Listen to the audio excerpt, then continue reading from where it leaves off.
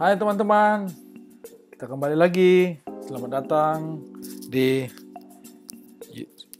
channel YouTube kami, Belajar Pajak Gratis. Belajar pajak online secara gratis dan benar.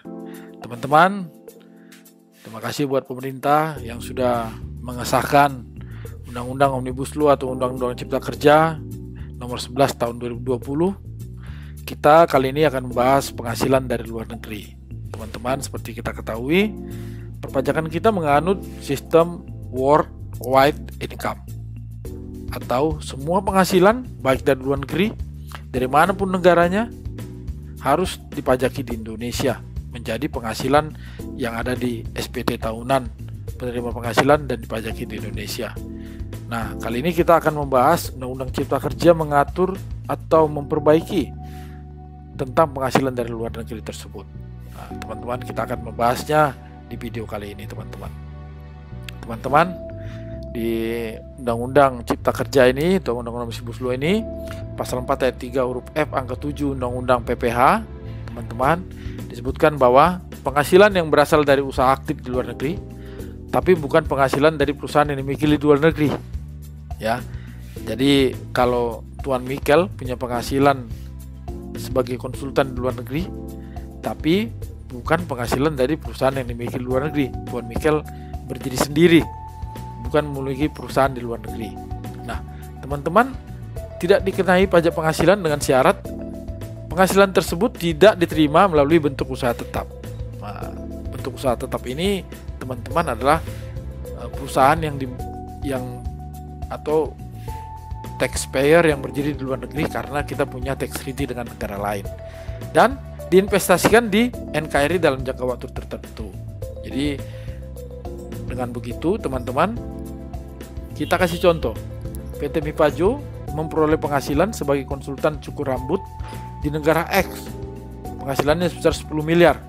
Tuan Mikel memperoleh penghasilan sebagai wasit sepak bola di negara X, penghasilannya sebesar 2 miliar. Nah, penghasilan PT Mipajo dan Tuan Mikel ini di negara X, karena mereka tidak memperoleh penghasilan dari bentuk usaha tetap, dan ini merupakan usaha aktif di luar negeri, ya teman-teman, maka atas 10 miliar dan 2 miliar tersebut tidak menjadi penghasilan yang dipajaki di Indonesia, asal penghasilan tersebut diinvestasikan di NKRI dalam jangka waktu tertentu yang akan diatur oleh peraturan pemerintah atau peraturan Menteri Keuangan. Nah, teman-teman, di dalam pasal 4 ayat 3 huruf F angka 8 disebut bahwa pajak atas penghasilan yang telah dibayar atau terutang di luar negeri atas penghasilan sebagaimana angka 2 ayat 7 tadi yang sebelumnya, teman-teman, kalau dia Tuan Mikel dan PT Mipajo sudah membayar pajak di luar negeri, teman-teman, tidak dapat diperhitungkan dengan PPh terutang atau tidak dapat sebagai kredit pajak. Yang kedua, tidak dapat dibebankan sebagai biaya atau pengurang penghasilan, tidak dapat dijadikan biaya. Yang ketiga, tidak dapat dimintakan pengembalian kelebihan pembayaran pajak. Nah, PT Mipajo dan Tuan Mikel memperoleh penghasilan di negara X tadi, pastilah dipajaki oleh negara X, ya, kecuali negara X tidak memajaki atas semua penghasilan di negaranya. Nah, pajak yang dibayar PT Mipajo dan Tuan Mikel tadi tidak dapat diperhitungkan dengan PPh terutang, tidak dapat dibebankan sebagai biaya, dan tidak dapat dimintakan pengembalian kelebihan pembayaran pajak. Nah, teman-teman, sebagai contoh begini ya, PT Mipajo memperoleh penghasilan sebagai konsultan cukur rambut di negara X sebesar 10 miliar, dan atas penghasilan tersebut telah membayar pajak 1 miliar di negara X. Teman-teman, atas pajak yang dibayar di negara X sebesar 1 miliar tersebut tidak dapat diperhitungkan dengan PPh terutang di Indonesia, tidak dapat dibebankan sebagai biaya di Indonesia, dan tidak dapat dimintakan restitusi atau pengembalian kelebihan pajak di Indonesia. Nah, sebagai teman-teman, sebagai ilustrasi, di sini saya kasih contoh, teman-teman, yang warna merah ini tidak boleh dilakukan. Katakanlah laba operasi 10 miliar, biaya 0, laba sebelum pajak 10 miliar. Katakanlah tarif pajak 20% di Indonesia, maka pajak 2 miliar. Fokus pada warna merah ya. Nah, kredit pajak 1M dari yang dibayar di luar negeri tadi, sehingga PPh kurang bayarnya 1M.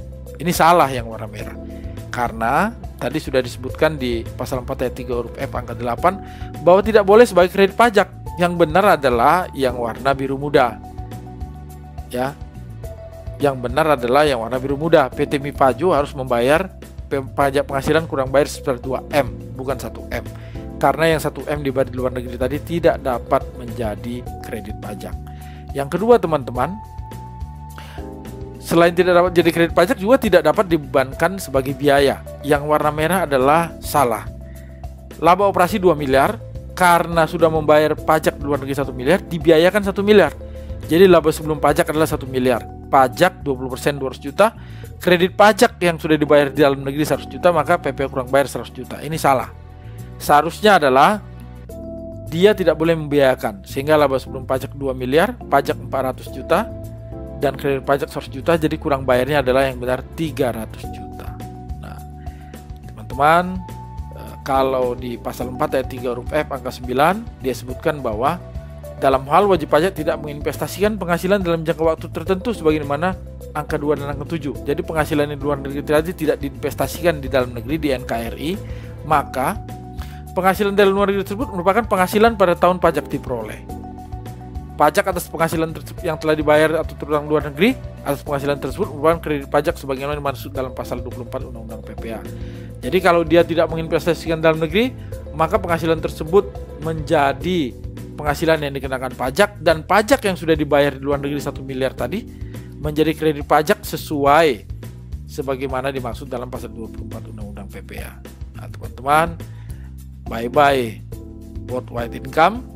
Semoga peraturan pemerintah dan semoga peraturan Menteri Keuangan yang mengatur investasi dalam negerinya nanti dapat cepat diwujudkan. Dan ingatlah, kami selalu mengingatkan pajak membangun bangsa, bayarlah pajak dengan benar untuk Indonesia maju dan sejahtera. Terima kasih teman-teman. Jika ada pertanyaan seperti biasa, kami mengundang untuk melakukan email ke belajar.pajak.kraris@gmail.com. Terima kasih, jangan lupa subscribe dan sampaikan kepada keluarga dan kepada teman-teman yang lain teman-teman.